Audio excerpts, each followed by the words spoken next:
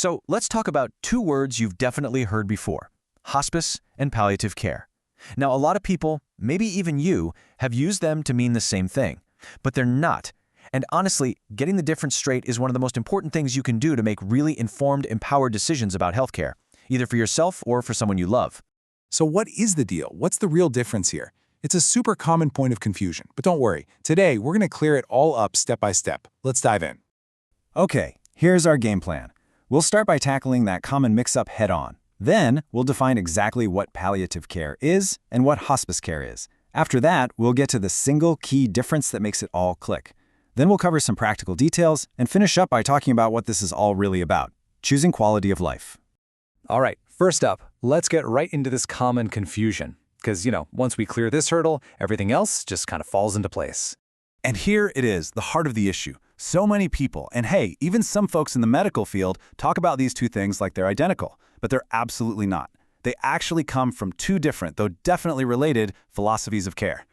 So let's start with the bigger, broader concept of the two: palliative care. I kind of like to think of it as this big, supportive circle of comfort that can be drawn around someone. Okay, so what does that actually mean? At its core, palliative care is all about one thing: comfort. It's basically an extra layer of support. Its whole job is to relieve the symptoms, the pain, and the stress that just naturally come with a serious illness. The goal here is simple: improve the quality of life for both the patient and their family. And this right here, this is probably the most important thing to get about palliative care. It can start at any stage of a serious illness. You could be getting chemo, radiation, surgery, any treatment designed to cure you, and you can also get palliative care right alongside it to help manage everything else. This image really nails it, doesn't it? It's all about that extra human touch, that layer of comfort and support, no matter where someone is on their health journey. It's a partnership with the main treatment plan. Okay, so if palliative care is that big, broad circle, let's zoom in now and talk about hospice care. Think of this as a very specific kind of comfort for a very specific time. So what is hospice officially? It's a whole program of care specifically for people who are terminally ill. And the key phrase here, the one to really pay attention to, is when a cure is no longer the goal. At this point, the entire focus shifts away from trying to cure the illness and towards making the time that's left as comfortable and meaningful as possible. Now, hospice has a few really distinct features. First, a doctor has to certify that if the illness runs its natural course, the prognosis is about 6 months or less. And second, this is the big one: curative treatments for that specific illness are stopped. The focus is no longer on a cure, but purely on care and comfort, providing this incredible web of support for the patient and their whole family. Wow. I mean, this quote from Dame Cicely Saunders, the founder of the modern hospice movement, just says it all, doesn't it? It's not about giving up. It's about this deep commitment to helping a person really live fully, peacefully, with dignity, right up until the very end. Okay, let's put it all together. This next part, this is where we get that aha moment. This is the single most important distinction you need to know between these two kinds of care. And there it is, right there, side by side. Palliative care, you can get it at the same time as curative treatments. Hospice care, you cannot. Palliative care is for any stage of a serious illness. Hospice is for the final stage. This is the bright, clear line between the two. So if you're going to remember just one thing from our whole chat today, let it be this next part. This is the key that unlocks it all. Here it is. All hospice care is palliative, but not all palliative care is hospice. See what I mean? Remember that big circle of comfort? That's palliative care.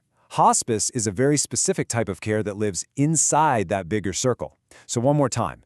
All hospice is palliative, but not all palliative care is hospice. That's the ticket. Okay, so we've got the concepts down. Now let's get practical. What does hospice actually look like in the real world? What are the nuts and bolts? Wow. Okay. This number, it really stops you in your tracks. 18 days. That's the average amount of time a patient is on hospice care in the U.S. And what that tells us, sadly, is that people are often waiting way too long to get this incredible benefit, missing out on weeks or even months of comfort and support. And here's something most people don't realize. When you choose hospice, you don't just get a nurse, you get a whole team, a support army, really. You have doctors, nurses, social workers to help with resources, chaplains for spiritual support, aides for daily tasks, and even bereavement counselors who support the family for more than a year after their loved one has passed. This is what we mean by holistic care. The team literally wraps its arms around the entire family, providing all these layers of support that address every single aspect of this journey: the physical, the emotional, and the spiritual. Okay, let's bust another huge myth. Hospice is not a place you go to die. It's a service that comes to you, wherever you call home. And as you can see, more than half of all patients get that care right in their own house, surrounded by the people and things they love. And now for the big question, right? Who pays for all this? Well, the answer might actually surprise you. For patients who are eligible, the hospice benefit is covered 100% by Medicare Part A, no deductible. That covers the whole team, the medications, the medical equipment. It's a fully covered, comprehensive benefit. And all of this leads us to our final and honestly most important point. This is all about changing the way we talk about this and turning it into a conversation about empowerment and choice. I really want this to sink in. Choosing hospice is not failing. It's not giving up. It's actually a really courageous, proactive decision to shift the goal. It's saying, I am choosing how I live the rest of my life. I'm choosing my terms, I'm choosing comfort, I'm choosing dignity, and I am choosing to pack as much life as possible into the time I have left.